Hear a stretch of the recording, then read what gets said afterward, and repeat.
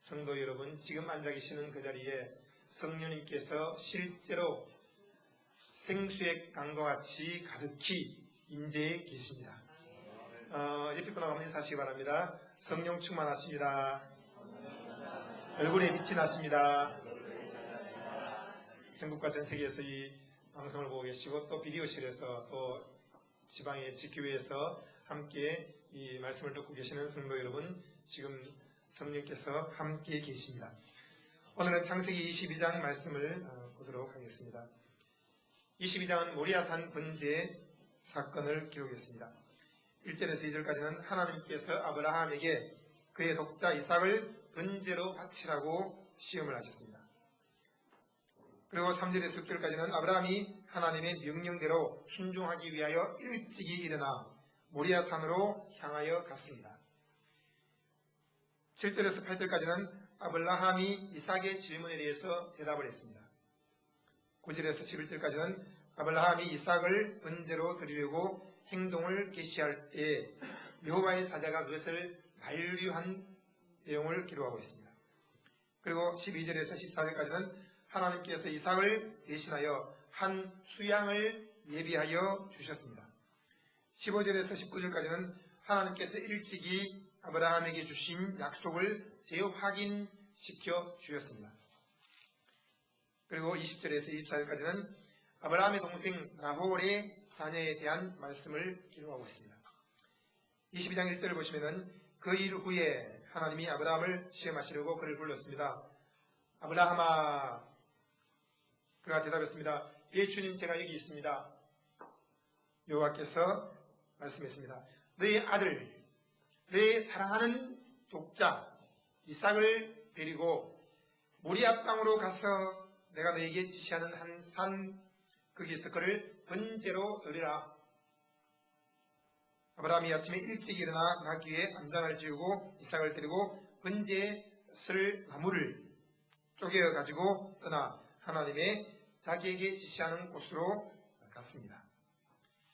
제3일에 아브라함이 눈을 들어 그곳을 멀리 바라보았습니다. 이에 아브라함이 사환에게 말하기를 너희는 나귀와 함께 여기에서 기다리라. 내가 아이와 함께 저기 가서 경배하고 너희에게로 돌아오리라. 아브라함이 이에 번제나무를 취하여 그 아들 이삭에게 짊어지우고 자기는 불과 칼을 손에 들고 두 사람이 동행을 했습니다. 이삭이 그 아브라함에게 말을 했습니다. 내 아버지요. 그래, 내 아들아, 내가 여기 있다. 왜 그러냐? 이삭이 말하기를 불과 나무는 있는데 번제할 어린 양은 어디에 있습니까? 아브라함이 깜짝 놀라 대답을 했습니다. 아들아, 번제할 어린 양은 하나님이 자기를 위하여 친히 준비하시리라. 그리고 두 사람이 함께 나가서 하나님이 그에게 지시한 곳에 이르러 이 아브라함이 그곳에 단을 쌓고 나무를 올려놓고 그 아들 이삭을 결박하여 단 나무 위에 놓고 손을 내밀어 칼을 잡고 그의 아들을 잡으려고 했습니다. 막 찌르려고 할 때 그때 여호와의 사자가 하늘에서부터 그를 급히 불렀습니다. 아브라함아, 아브라함아. 예, 제가 여기 있습니다. 그 아이에게 손대지 말라. 아무 일도 그에게 하지 말라. 내가 내 아들, 내 독자라도 내게 아끼지 아니하였으니 내가 이제야 내가 하나님을 경외하는 줄을 아노라. 그리고 아브라함이 눈을 들어 살펴보니까 그곳에 한 수양이 뒤에 있었는데 뿔이 수풀에 걸려 있었습니다. 아브라함이 가서 그 수양을 가져다가 아들을 대신하여 번제로 드렸습니다. 아브라함이 그 땅 이름을 여호와 이레라고 불렀습니다. 오늘까지 사람들이 이르기를 여호와의 산에서 준비되리라 하고 있습니다. 여호와의 사자가 하늘에서부터 두 번째 아브라함을 불러 말하기를 여호와께서 이르시기를 내가 나를 가리켜 맹세하노니, 하나님은 최고의 군의자이시니까 자기 자신에게만 맹세할 수 있는 거죠. 너가 이같이 행하여 너의 아들 독자를 아끼지 아니하였은즉 내가 너에게 큰 복을 주고 너의 씨로 크게 성하여 하늘의 별과 같고 바닷가의 모래와 같게 하리니 너의 씨가 그 대적의 문을 얻으리라. 또 너의 씨로 말미암아 천하 만민이 복을 얻으리니 이는 너가 나의 말을 준행했기 때문이다 라고 했습니다. 이 아브라함이 그 사원에게로 돌아와서 함께 떠나 브엘세바에 이르러 거기에 가게 됐습니다. 여러분, 오늘 이 내용의 마지막 구절에는 너의 씨로 크게 성하여 하늘의 별과 같고 바다의 모래알 같게 많게 한다고 했습니다. 너의 씨라고 할 때 이 씨는 갈라디아서 3장 16절에 그리스도를 말씀하고 있습니다. 찾아서 읽어보도록 하겠습니다. 요한복음 3장 16절에 하나님이 세상을 이처럼 사랑하사 독생자를 주셨으니 이는 저를 믿는 자마다 멸망치 않고 영생을 얻게 하려 하심이니라 라고 했습니다. 그리고 갈라디아 3장 16절에는 말씀하기를 시작 이 약속들은 아브라함과 그 자손에게 말씀하신 것인데 여럿을 가리켜 그 자손들이라 하지 않고 오직 하나를 가리켜 내 자손이라 하셨으니 곧 그리스도라. 바로 하나의 자손인 그리스도를 의미한 것입니다. 너의 씨로라고 할 때는 그리스도를 의미하고 있습니다. 이삭이 태어나고 그의 후손으로 말미암아 결국 그리스도가 오시게 되고 그 그리스도가 온 인류의 죄를 짊어지고 십자가에 매달려 죽으셨다가 죽은 지 사흘 만에 부활하셔서 인류의 구세주가 될 것을 말씀하고 있습니다. 너의 씨로 크게 성하여. 여러분, 하나님께서 아브라함에게 복을 주었습니다. 이 복은 무엇입니까? 행복을 말하는 거예요. 행복. 오늘 우리 교회 다니면서 하나님 복을 주세요. 복을 받으셨군요. 복이 참 많으십니다. 그런 이야기 합니다. 옆에 분 한번 보세요. 복이 많은지. 한번 인사하세요. 참 복이 많으십니다. 이 복은 무엇을 말합니까? 바로 행복을 의미하는 거예요. 하나님께 복을 빌어서 많은 복을 받았다. 그런 어떤 기복적인 신앙을 의미하는 게 아니라 우리가 하나님께로부터 행복을 얻게 되었다는 것을 말씀하고 있으며, 행복한 사람은 하는 일이 다 잘 되고, 행복한 사람은 하나님의 말씀을 밤낮으로 마음에 깊이 새기면서 묵상을 하고, 행복한 사람은 손대는 것마다 복을 받게 되고, 들어가도 복을 받고 나와도 복을 받고 토지 수산 우양갑축이 복을 받고, 할렐루야. 떡반죽 그릇이 복을 받고, 또 집에 있는 자녀들이 복을 받고, 종들이 복을 받고, 다 복을 받고, 그렇게 해서 생육하고 번성하고 잘되고 또 잘되는 거예요. 여러분, 하나님께서 우리에게 이 행복을 주셨습니다. 로마서 4장을 잠깐 보시겠습니다. 로마서 4장의 3절 말씀하기를, 성경은 무엇을 말하느냐? 아브라함이 하나님을 믿음에 이것이 저에게 의로 여기심과 되느니라. 일하는 자에게는 그 삭슬을 은혜로 여기지 아니하고 빚으로 여기거니와 이를 아니할지라도 경건치 아니한 자를 의롭다 하시는 이를 믿는 자에게는 그의 믿음을 의로 여기시나니, 이란 것이 없이 하나님께 의로 여기심을 받는 사람의 행복에 대하여 다윗의 말한 바 그 불법을 사하심 받고 그 죄를 가르심 받은 자는 복이 있고 주께서 그 죄를 인정치 아니하실 사람은 복이 있도다. 여기 보십시오. 이란 것이 없이 하나님께 의로 여기심을 받는 사람은 행복하다고 했습니다. 그리고 이 행복이 누구이냐?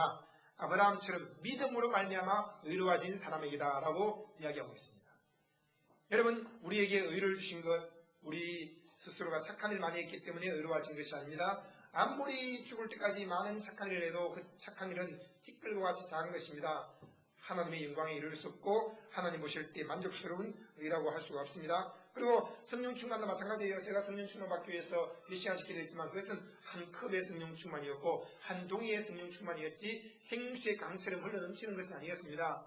그런데 그 모든 율법적인 행위를 내려놓고 믿음으로 말미암아 생수의 강이 흘러나리라는 그 말씀을 깨닫게 되었을 때, 그 순간부터 제가 아무것도 한 것이 없음에도 불구하고 그리스도께 믿음으로 붙어 있기만 했는데도 그 그리스도로부터 생수가 터져나와서 365일 24시간 늘 성령 충만한 삶을 살게 된 것입니다. 여러분, 믿음으로 말미암아 그리스도께 붙어 있습니까? 그러면 생수의 강이 흘러넘치고 있습니다. 한번 인사하세요. 생수의 강이 흐르고 있습니다. 얼굴에 빛이 나십니다. 성령 충만하십니다. 이 놀라운 것입니다. 그리고 우리가 병원에 가도 병 고침 못 받는 거 많습니다. 의사들이 병을 고치는 게 아닙니다. 의사들은 칼로 찢어서 꿰매기도 하고 또 여러 가지 처방들을 하지만은 사실은 의사는 수술을 하고 치료하는 것은 하나님이 하시는 일이에요. 또 약사는 약을 처방하고 그 몸을 낫게 하시는 분은 하나님이십니다. 그리고 수술할 수 있도록 지혜를 주셨고 약을 만들 수 있도록 지혜를 주신 분도 하나님이시므로 모든 것은 하나님께로부터 말미암았으며 하나님으로부터 우리에게 주어진 것이기 때문에 하나님이 우리를 치료하기 위해서 좋은 음식과 좋은 약과 좋은 의료기구들을 준비해 주셨으므로 성경에 말씀하기를 나 여호와는 너희를 치료하는 하나님이니라 라고 했습니다. 그러므로 여러분 예수님께서 2000년 전에 우리 대신 채찍에 맞으셨으므로 피를 흘리셨습니다. 온 몸이 갈래갈래 찢기면서 걸레조각처럼 만신창이가 되어버렸습니다. 그분이 우리의 병을 다 가져갔습니다. 암을 예수님이 가져갔습니다. 여러분 십자가에 매달리신 그 예수 그리스도의 모습을 한번 상상해 보십시오. 그 당시에는 로마 군인이 가죽으로 된 채찍에다가 뼈조각과 새조각을 거기에 붙여놓았습니다. 한번 휘내리칠 때마다 온 몸을 휘감습니다. 잡아 당기면 살찜이 후두둑 뜯기져 나옵니다. 그렇게 해서 39대를 때리는 거예요. 그럴 때 온몸이 다 골이 파이고 찢겨지고 터질 때 그것은 예수님께서 우리의 질병을 담당한 것이었습니다. 성경에 말씀하기를 제가 채찍에 맞음으로 너희가 나음을 입었다고 했습니다. 예수님이 채찍에 맞으실 때 그 예수의 몸에 우리의 병이 다 옮겨졌습니다. 한번 맞을 때마다 그 삐조각과 새조각이 몸에 꽂히고 잡아당길 때마다 살찜이 나올 때 찢겨진 살찜 속에 우리 암이 들어있습니다. 우리 간질이 들어있습니다. 우리 우울증이 들어있습니다. 위장이 들어있습니다. 치질병이 들어있습니다. 두통이 들어있습니다. 여러 가지 동량들이 들어있습니다. 그 찢겨진 살찜 속에 우리의 병이 다 옮겨진 거예요. 여러분 우리의 몸의 모든 질병이 예수 그리스도 찢겨진 살점 속으로 다 들어간 것을 믿으시기 바랍니다. 내 병은 예수님께로 옮겨졌습니다. 그러므로 예수께서 채찍에 가지고 나는 나았어. 나는 완벽한 건강을 가지고 있어. 질병과 나는 상관없어. 여러분 오늘 이렇게 안 나와요. 그러면 술 마시고 담배 피는 거 안 걸리는 거 아닙니까? 근데 목사님들도 암 생긴다. 어린아이들도 암이 암이 있어요. 3살, 4살 된 아이들도 암이 생깁니다. 왜 그렇습니까? 그것은 바로 믿음은 들에서 나기 때문입니다. 우리가 암에 대한 소문을 너무 많이 들으니까 첫째에서 전쟁과 기근과 질병과 가난과 죄 짓는 데 대한 그런 소문들을 너무 많이 들으니까 듣는 순간 믿음이 생겨버리는 거예요. 나도 암 걸리지 않나. 그러니까 그 믿음대로 암이 생기게 되는 것입니다. 그런데 가장 기쁜 소식은 무엇입니까? 뉴스에서 어떤 사람이 암 걸려 죽었습니다. 어떤 연예인이 암 걸려서 또 쓰러졌습니다. 어떤 젊은 청년이 또 암이 걸려서 병원에 입원했습니다. 그것이 최신 뉴스입니까? 여러분 그것은 낡은 뉴스입니다. 예수님께서 오셔서 채찍에 맞음으로 우리의 모든 병을 다 가져갔다는 것이 가장 최신 뉴스입니다. 그러므로 성경에서 말하는 이 굿뉴스 가장 좋은 복음 여러분 이것은 시대를 초월해서 우리에게 기쁜 소식으로 주어진 것입니다. 우리의 암은 예수님께로 옮겨졌습니다. 간질도 옮겨졌습니다. 간경화도 옮겨졌습니다. 위장병도 옮겨졌습니다. 무좀도 옮겨졌습니다. 변비도 옮겨졌습니다. 여러분 아이들에게는 모든 피부병도 다 옮겨졌습니다. 많은 사람들이 병이 안 나을 것을 믿고 있어요. 절대로 이 습지는 낫지 않을 거야 또는 알레르기는 낫지 않을 거야 또 내 위장병은 몸으로부터 타고나왔어. 어떤 목사님이 그런 이야기를 들었어요. 저는 몸이 튼튼합니다. 위장도 튼튼하고 간도 튼튼합니다. 그런데 저는 집안 대대로 잇몸이 안 좋습니다. 그러면서 어머니가 잇몸이 안 좋기 때문에 우리도 잇몸이 안 좋고 우리 자녀들이 한 7명 있는데 전부 다 잇몸이 안 좋아서 다 치과에 입원해서 치료를 받고 지금도 잇몸이 흔들린다. 그래서 제가 그 목사님에게 이야기했습니다. 차 안에 같이 타고 있어요. 목사님 잇몸이 튼튼합니다. 다 나았습니다. 기쁜 소식이 그분은 잇몸이 안 좋다는 것을 만나는 사람마다 이야기해요. 그러면서 믿음을 좀 키워나가고 있었던 것입니다. 여러분 예수님이 채찍에 맞음으로 우리 잇몸병도 다 가져갔습니다. 머리카락 빠지는 병도 다 가져가 버렸습니다. 새 머리카락이 나올 걸 믿으십시오. 중요한 것은 믿음이에요. 아픈 것을 믿으면 아픈 것이 더 커지고 더 세력을 얻어서 좋다고 기승을 부립니다. 그러나 건강하다는 것을 믿으면 아픈 것은 쫓겨나버리고 건강이 자리를 잡게 되며 건강한 세포가 우리 몸에 가득히 차게 되고 그리고 날마다 더 건강해지고 날마다 재창조의 역사가 일어나게 됩니다. 여러분, 그리고 예수님께서 우리의 가난을 다 가져가 버렸습니다. 우리는 그리스도 안에서 부유한 자가 되었으며 우리는 땅에 사는 동안에 우주의 재벌 그룹 총수이신 그 은행장 되시는 하나님을 우리의 마음에 모시고 살아갑니다. 그러니 우리는 늘 부유한 삶을 사는 거예요. 여러분, 내게서 이것이 난 것이 아닙니다. 병고침 맞는 것도 내가 뭘 잘했기 때문이 아니에요. 예수님이 채찍 맞았기 때문에 나는 나음을 입었어. 마찬가지입니다. 부유해지는 것도 내가 좋은 직장 가졌기 때문이야. 내가 재능이 많기 때문이야. 내가 사람들에게 잘 보여서 인정받았기 때문이야. 내가 밤낮없이 뼈 빠지게 일했기 때문이야 라고 생각할 수 있을지만 모르지만 그러나 여러분, 이 열정을 누가 주셨습니까? 하나님 주신 거예요. 아무리 공부만 해서 머리가 비슷하게도 열정이 사라져버리면 의욕이 없게 되고 그 사람은 그냥 방탕한 삶을 살게 됩니다. 그런데 뭔가 해야 되겠다라는 그 일에 대한 열정을 가지고 있다는 것은 살아있다는 것이거든요. 그 열정을 하나님 주신 겁니다. 그리고 재능, 성경에 말씀하기를 재물을 얻을 수 있는 능력을 주신 분도 하나님이라고 했어요. 그러니 내가 일을 해서 돈을 벌게 되는 것, 그 하나님이 재능을 주신 겁니다. 록펠러는 말하기를 나는 하나님께로부터 돈 버는 재능을 받았다고 했습니다. 돈 버는 것도 재능이에요. 이 돈 버는 재능 있는 사람은 쉽게 돈을 법니다. 여러분, 공부하는 것도 하나님 재능 주셔서 공부하게 하신 거예요. 그러니 아무리 하나님께로 보신 것입니다. 하나님이 손가락만 탁 건드리면 우리 뇌는 정지해버려요. 그런데 하나님이 손가락만 탁 건드리면 정지해 있던 뇌가 돌아가기 시작합니다. 여러분 속에 성령의 기름 부음이 흘러넘치고 있으므로 지혜와 총명이 가득하고 그리고 내가 원하는 꿈을 이룰 수 있는 그런 재능과 지혜와 능력을 하나님께로부터 공급하는 것을 믿으시기 바랍니다. 정말인가요? 다니엘서 저는 그래서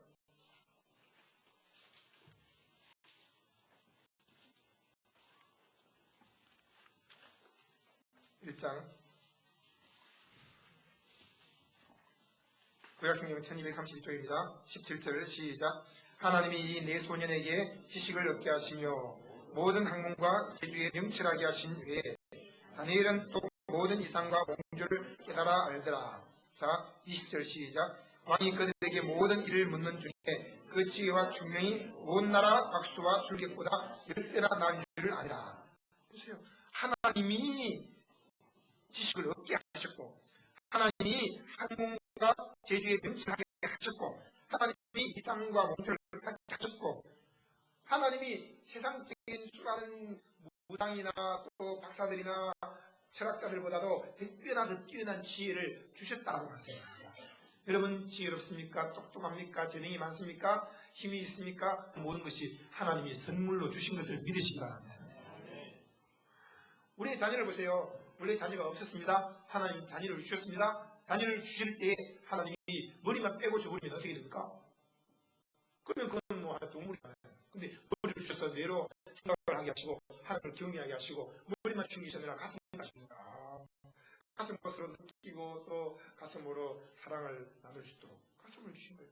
그죠? 하나님이 우리 몸에서 아이를 태어나게 할 때 그래서 머리도 주시고 손가락도 주시고 그 양도 주시고 머리털까지 다 주신 거예요. 그러니 얼마나 감사한 거예요. 우리가 뭐 그냥 흑공에서 뻥하고 태어났습니까? 부모로부터 태어난 것입니다. 그런데 하나님이 자녀를 선물로 주시는 거예요. 자식은 여호와의 주신 기업이 어떻게 여러분은 그의 사는 것이라고 했습니다. 여러분, 이처럼 우리가 아무것도 한 것이 없을지라도 하나님께서 우리에게 재능 주시고 지혜 주시고 모든 것을 할 수 있도록 능력을 주셔서 이 모든 돈을 벌게 하시고 또 직장을 다니게 하시고 사업을 크게 키워나갈 수 있도록 도우시니 이것이 하나님의 은혜가 아니고 무엇이겠습니까? 일을 한 것이 없을지라도 하나님께서 우리에게 능력을 주셔서 하나님이 공급하시는 힘을 가지고 직장 생활하고 사업을 하게 하셨으니 우리는 행복한 사람들입니다. 행복한 사람들. 여러분, 하나님께서 우리에게 넘치는 지혜를 주신 것을 믿으시기 바랍니다. 한번 인사하세요. 당신은 천재입니다. 지혜가 넘치십니다. 그리고 직장 다니는 사람보다도 가정에서 자녀를 키우고 또 남편을 대조하는 주부들이 더 큰 지혜가 있어야지 되는 거예요. 그 종합적인 지혜가 필요한 거죠. 이처럼 여러분, 하나님께서 우리를 의롭다라고 인정해 주셨습니다. 그러면 우리 행복한 사람이 된 것이죠. 이가 누구로부터 왔습니까? 창세기에서 하나님이 이 아브라함의 씨를 주셨습니다. 그 씨가 크게 들어가고 하나님들과 같이 되었고 가까이 모두와 같이 되었고 우리까지 온 거예요. 그리고 내 씨가 그 대적의 문을 얻으리라 하고 했을 때 그 씨는 온전한 믿음의 씨 예수 그리스도를 말씀하고 있습니다. 그 예수 그리스도가 대적의 문을 얻으리라. 대적은 무엇입니까? 사단을 받고 있습니다. 문을 얻는다는 것은 대적의 성읍 전부를 차지하게 되니까 그런 말씀입니다. 여러분, 전쟁을 해서 성을 부수고 들어가서 그 모든 성의권을 탈취했습니다. 그럴 때 어떤 구사가 부만을 탈취한 다음에 하겠습니까? 전쟁의 그 모든 탈취를 합니다. 마찬가지입니다. 예수 그리스도가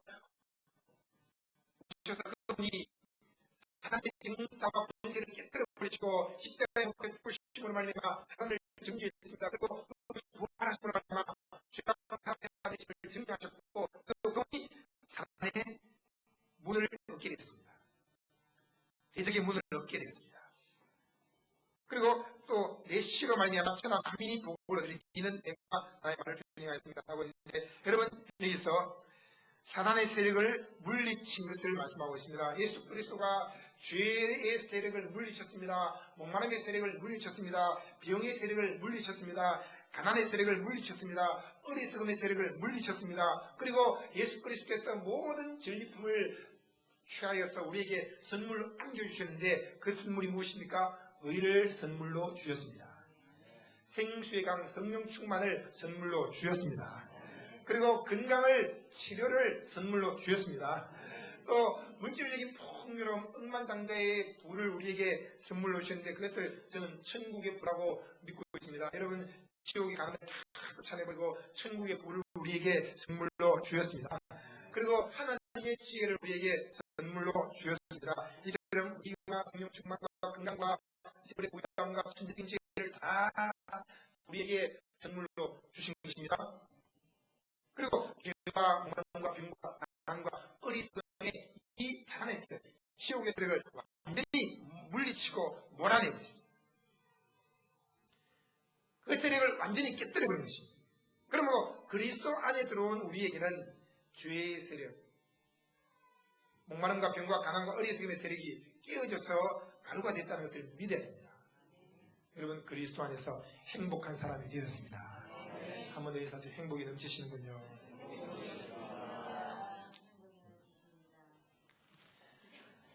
그리스도가 대적의 문을 얻었으므로 우리도 대적의 문을 얻은 것입니다. 한 사람이 쳐서 대표적으로 승리하면 그 나머지 모든 사람들은 함께 승리를 한 것입니다. 우리는 그리스도 안에서 승리를 누리는 사람들입니다. 그리고 오늘 구체적으로 좀 더 말씀을 묵상해 보도록 하겠습니다. 그 일부에라는 20장 1절 말씀을 보시면 그 일이 무슨 일이겠습니까? 바로 21장에 나오는 내용입니다. 21장 22절에 때 아비멜렉과 그 군대 장관 미골이 아브라함에게 말하되 너가 무슨 일을 하는지 하나님이 너와 함께 계시도다. 여러분, 이 말은 불신자가 하나님의 사람에게 말한 것입니다. 오늘날 수많은 불신자들이 직장에서 직장 동료들이 회사에서 상사가 또 주위 친구들이 우리를 보면서 이렇게 말합니다. 너가 무슨 일을 하는지 하나님이 너와 함께 계신 것을 우리가 보았다. 믿습니까? 그런 정도는 나와 내 아들과 내 손자에게 거짓되이 행치 않기를 이제 여기서 하나님을 가르쳐 내게 맹세하라. 그렇게 해서 이제 아브라함과 그 아비멜렉이 서로 계약을 하게 됩니다. 그때 아브라함이 양과 소를 취해서 그것을 아비멜렉에게 주고 서로 언약을 맺게 됐는데, 여기서 아비멜렉이 아브라함에게 말하기를 이 7 암양 새끼를 따로 놓는 것이 어찌미뇨. 아브라함이 7 암양 새끼를 아비멜렉에게 준 것입니다. 가장 좋은 것을 대가로 준 거예요. 아브라함이 말하기를 너는 내 손에서 이 암양 새끼 7을 받아 내가 이 우물 판 증거를 삼아라 하면서 그것을 주었는데, 이것은 바로 아브라함이 하나님의 은혜를 받은 사람으로서 높은 도덕적인 기준을 갖고 살겠다. 그리고 하나님의 은혜를 받은 사람으로서 당신을 이제는 해하지 않겠다. 당신이 피해를 입히지 않겠다. 그런 마음을 가지고 이제 언약을 맺는데 7 암양 새끼를 내놓았습니다. 가장 좋은 양 새끼를 내놓았는데 이 7 암양 새끼는 이삭을 상징하는 것입니다. 이삭을 바치는 사건이 22장에 나오는데 그 사건이 있기 이전에 벌써 7 암양 새끼를 드리는 하나의 의식을 치름으로 말미암아 아브라함 마음속에서 이삭을 바칠 준비를 하나님이 시키신 거예요. 여러분, 하나님께서 우리에게 미리 준비를 시키십니다. 우리는 생각합니다. 나는 결혼하긴 해야 되는데 아직까지 준비가 안 돼서 마음의 준비를 시키십니다. 나는 분가를 시켜야 되는데 아직 준비가 안 돼서 준비를 시키십니다. 아기를 낳아야 되는데 아직까지 준비가 안 된 것 같아. 하나님이 준비를 시키십니다. 새로운 직장으로 옮겨야 되는데 아직 준비가 안 된 것 같아. 준비를 시키십니다. 신기하게도 하나님은 아주 이 축각을 다투면서 1초 1분을 앞두고 우리를 준비를 완벽하게 시키시는 거예요. 그래서 모든 사람들이 다 준비될 수 있도록 하나님께서 일을 하고 계시는데 여러분 무엇이 두렵습니까? 새로운 일을 준비하고 있습니까? 아이를 낳기를 위해서 기다리고 있습니까? 또는 동가하기 위해서 또 직장을 얻기 위해서 또는 결혼하기 위해서 새로운 사업을 하기 위해서 준비하고 있습니까? 하나님께서 한 걸음 앞서서 미리 준비하시는 것을 믿으십시오. 하나님이 다 준비하고 계시는 거예요. 앞서가시는 하나님. 우리가 어떤 곳에 가기 전에 먼저 가 계셔서 그곳에서 다 준비해 놓으신 하나님. 실제로 이 창세기 22장에서 여호와 이래 하나님이 준비하신다라고 아브라함이 고백을 했지만 이미 아브라함이 그것을 체험한 것은 21장에서 체험한 것입니다. 벌써 하나님께서 아브라함 마음에 그것을 준비시키셨습니다. 그리고 거기서 영생하시는 하나님의 이름을 불렀습니다. 이 일이 있고 난 이후에 라는 것이 창세기 22장 1절 말씀입니다. 예비 단계를 거친 후에 하나님이 아브라함을 시험하시려고 그를 불렀습니다. 그리고 하나님께서 그에게 말하기를 너의 아들, 너의 사랑하는 독자 이삭을 데리고 내가 너에게 지시한 산에 가서 번제로 드리라. 번제라는 것은 그를 재물을 묻고 칼로 각을 떠서 피를 흘려 하나님께 불태워 제사 드리는 거예요. 어떻게 가능한 일입니까, 여러분? 할례 행하는 것, 자기와 자기 딸리온 그 군사 318명과 또 사원 종들까지 다 합쳐서 모든 남자들의 할례를 행하는 것, 그 성기 표피를 돌칼로 잘라내는 것, 그것도 엄청난 일이었습니다. 그런데 여기서 또 하나님은 더 놀라운 일을 시켰습니다. 그래서 바로 너의 사랑하는 독자를 나에게 제물로 드리라. 여러분, 가능한 일입니까? 하나님은 정확하게 말씀했습니다. 너의 아들. 여러분, 아브라함 마음속에는 처음에 하나님께로부터 이 아들을 받았다고 생각했습니다. 이것은 나의 아들이 아니라 하나님의 아들입니다. 하나님 나에게 선물로 주신 것이며 이 아들을 통해서 하나님의 언약이 이루어질 것을 믿고 있습니다. 나가면서 그 하나님 주신 아들을 통해서 오실 그리스도를 믿었던 것입니다. 그런데 어느 순간부터 이 아브라함이 자기 아들이라고 생각을 한 거예요. 내 아들이야, 내 아들. 여러분, 제가 아이들 4명 키우면서 이제 100일 지나고 돌 지나고 또 젖대고 3살 4살 지나면서 끝까지 내 아들이다라는 생각을 잘 안 가져봤습니다. 어머니와 좀 달라요. 어머니는 뱃속에서부터 키웠기 때문에 그런 마음이 더 강할 수 있지만은 이 남자들은 태어나보면 이거 아들이 생겼네? 그런 마음과 함께 내 아들이다라는 마음이 가지는 것이 금방 되는 게 아니더라고요. 지금 제가 이제 내 아들이다라는 마음이 가져지는 것이 성은입니다. 13살이에요. 하나님이 지금 말씀하실 때는 이삭이 13살쯤 되었을 때 내 아들이다 라는 마음이 굉장히 강했다는 거죠. 그리고 한 번씩 이 성은이가 저에게 대듭니다. 그러면 실험을 합니다. 장난삼아 실험을 하는데 힘이 얼마나 센지 몰라요. 그냥 저를 막 그러는 때립니다. 그러면 또 오히려 제 팔을 뒤로 막 제치기도 하고 힘이 셉니다. 이 이삭이 벌써 13살 때 굉장히 힘이 센 거예요. 그래서 3일 길을 걷고 난 이후에도 장작더미를 짊어지고 산으로 올라갈 정도로 이미 힘이 강해진 상태였습니다. 아브라함은 그 아들을 보기만 해도 이야 듬직해. 그런데 그 마음속에 내 아들이다 라는 마음이 생긴 거죠. 여러분 13살 된 자녀가 있습니까? 그때부터 시작해서 10년, 20년 동안 계속 집착을 하면서 이 아이는 내 아들이야. 내 아들. 근데 하나님은 그 마음을 정확하게 알고 너의 아들, 그 다음에 너의 사랑하는 독자 이삭을 데리고, 여러분 그 이전에 아들 한 명 더 있습니다. 이스마일이었습니다. 근데 하나님은 이스마일을 아들이라고 부르지 않았습니다. 왜? 육체적인 열매를 통해서 낳은 것이기 때문이었습니다. 하나님은 이삭을 아들로 취급하지 않았고 이스마일을 아들로 취급하지 않았고 이삭만을 아들이라고 말씀하셨고 그를 바치라고 했습니다. 여러분 우리 마음속에 집착하고 있는 것이 무엇입니까? 우리 마음속에 내가 꼭 붙들고 있으면서 내 아들이야, 내 사랑하는 독자야, 이 아이가 나의 생명과도 같아 라고 여기는 것이 무엇입니까? 12절 보시면 사자가 아브라함에게 말했습니다.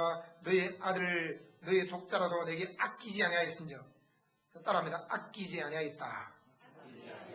여기서 아끼다라는 말은 붙들다, 보관을 해두다, 절대로 포기할 수 없는 귀중한 보물처럼 단단히 소유하려고 하는 강한 애착심을 갖다. 그런 의미예요. 근데 그것을 아브라함은 이제 마음에서 내려놓고 하나님께 제물로 드린 것입니다. 여러분, 내가 붙들고 있는 것이 무엇입니까?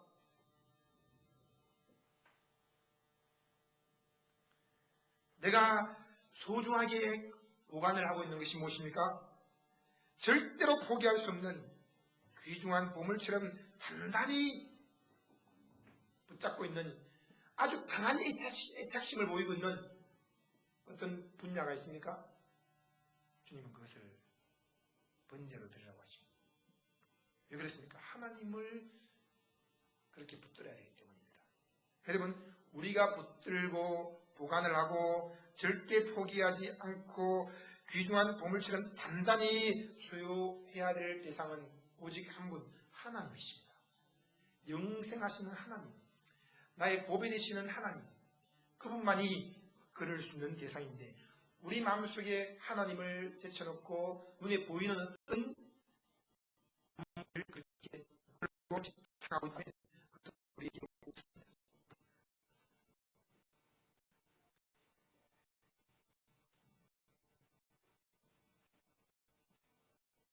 아침에 일찍 일어납니다. 이것은 바로 즉각적인 순종을 말씀하셨습니다. 환경과 상관없이 전적인 순종과 신뢰를 보여줍니다. 여러분, 주님께서 하실 때는 환경과 상관이 없는 거예요. 환경적으로 좀 준비되면 그때 주님께 드리죠. 그것이 아니라 그때 순종을 하는 것이 중요합니다. 저는 주님께서 말씀하시면 바로 순종합니다. 그렇게 해서 주님께서 주님이시면 만약 주님이시라면 나를 무리로 끌어가셔서 했을 때 예수님께서는 베드로를 보고 오라고 했습니다. 그때 주님께서 말합니다. 아니야, 환경적으로 준비되지 않았어. 그리고 그런 사람이야. 나를 물을 흘렸어. 그리고 저 앞에 있는 분은 예수님이 아니야, 유형이야, 유형. 그리고 사람 물을 흘리는 것은 과학적으로 도저히 낚아갈 수 없는 사실이야. 네. 근데 베드로는 주님의 말씀을 듣고 무리를 지금 걷기 시작했습니다. 저도 늘 그런 삶을 살았습니다. 주님께서 주신 바로 이해하고는 순종을 합니다. 그리고 무리를 지금 걷고 있습니다. 지금도 제가 이 물 위에서 있는 거예요. 여러분도 물 위에 앉아 있습니다. 한번 내사세요. 물 위에 앉았군요. 우리가 앉은 것이 무엇이십니까? 사실 안한대로 직장에 주겠습니다. 영원히 그것이 나를 안 되십니까? 아세요? 사람을 시작했을 때 좀 안 되겠습니다. 그것이 영원히 나를 안전하게 만들어줍니까? 아닙니다. 누군가 와서 나를 도와준다 할 때 그 사람이 나를 도와주십니까? 하나님이 건드리시면 그날 바로 하늘로 올라갑니다. 여러분, 우리가 늘 우리를 지금 먹고 있지만 우리를 맞춰주는 것은 물도 아니요, 주위 사람들도 아니요, 바로 예수 그리스도의 능력입니다. 우리 안에 들어와 계신 그 예수 그리스도, 하늘과 땅의 모든 권세를 가지신 그분이 말씀을 너희는 마음에 근심하지 말라. 하나님을 믿으니 또 나를 믿으라. 내 아버지 집에 거할지 않도다. 그렇다면 내게 일렀으리라. 내가 너를 위하여 처소를 먼저 예비하고 또 다시 와서 너를 있는 곳으로 데려가리라 하면서 내가 너희를 고아와 같이 버려두지 않고 영원토록 너희와 함께 있기라고 했습니다.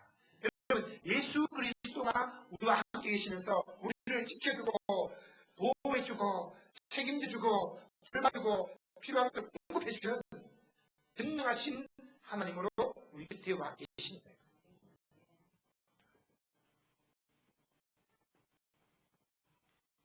그리고 주님 말씀하신 이 깍지가 순종한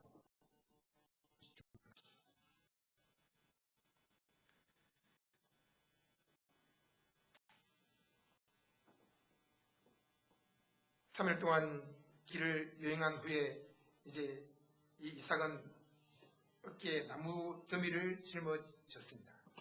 그리고 산에 올라가서 산을 지냈는데 아브라함의 나무를 주어가 이삭에게 치우고 산과 칼을 들고 산에 함께 동행을 했습니다.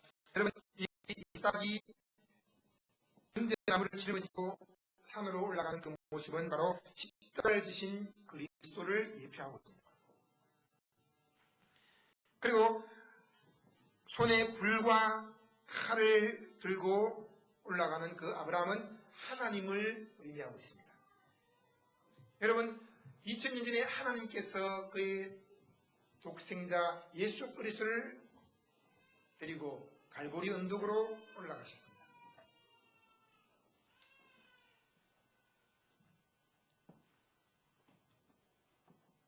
하나님께서 자기를 위해서 친히 제물을 준비해 두셨고,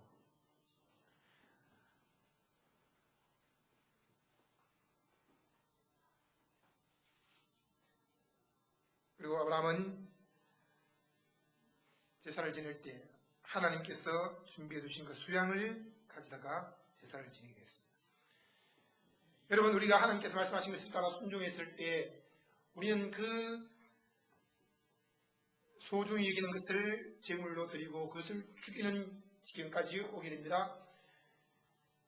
그러나 실제로 이 아브라함이 이삭을 죽일 때는 이삭을 죽은 것이 아니라 자기를 죽은 것과 마찬가지입니다. 왜냐하면 이삭은 아브라함에게 있어서 생명과도 같은 존재였습니다. 사실 아브라함은 나이가 많아 늙었고 자기의 삶은 특별한 의미가 없습니다. 아브라함의 모든 희망과 모든 기대는 이삭에게 있습니다. 근데 그 이삭을 죽인다는 것은 단순히 자기 아들을 죽이는 것이 아니라 자기를 죽이는 것과 같은 것입니다. 여러분, 하나님 말씀하십니다.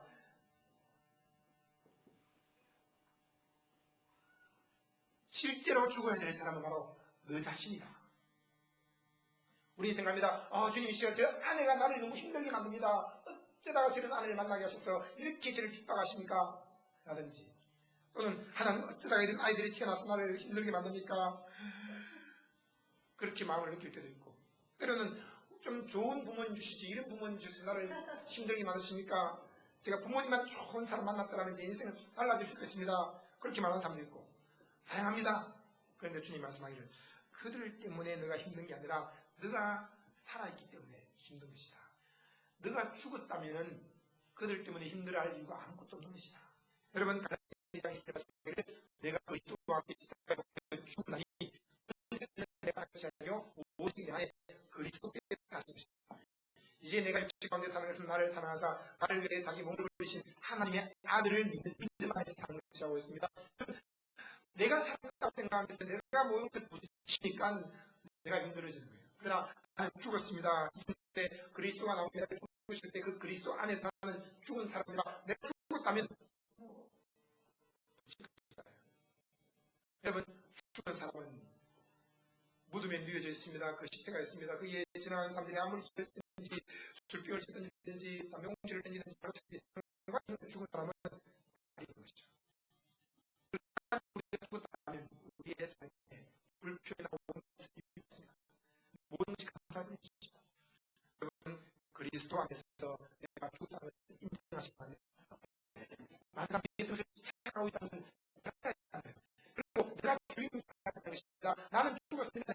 그리스도가 사랑의 주이십니다. 할 때는 그리스도가 착각하는 것입니다. 내가 착각할 때는 아무것도 없는데 내가 착각할 때가 아니라 그리스도가 그 아들을 위해서 아들을 지키시고 보시고 그를 하시고 내가 아들을 지키는 내가 아들을 지키는 아니다. 내가 아들을 지키는 아니다. 주님이 지키시는 것입니다.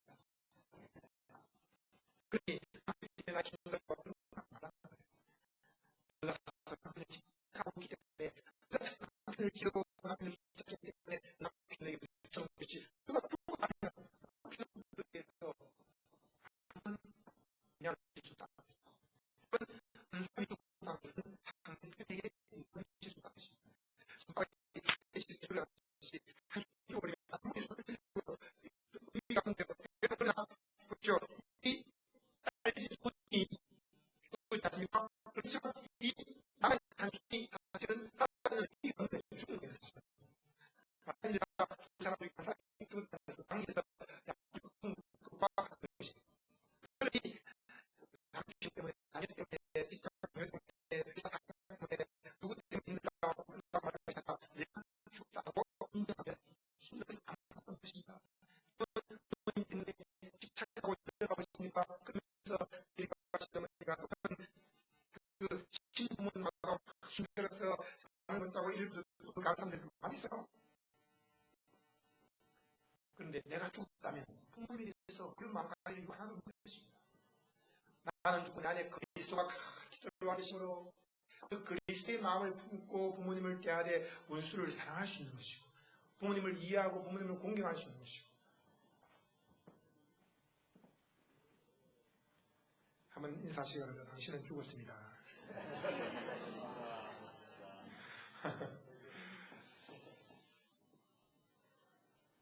저도 그렇습니다. 때로 막 힘들 때가 있어요. 내가 죽었다면 힘들 일이 뭐가 있다. 내가 살아있기 때문에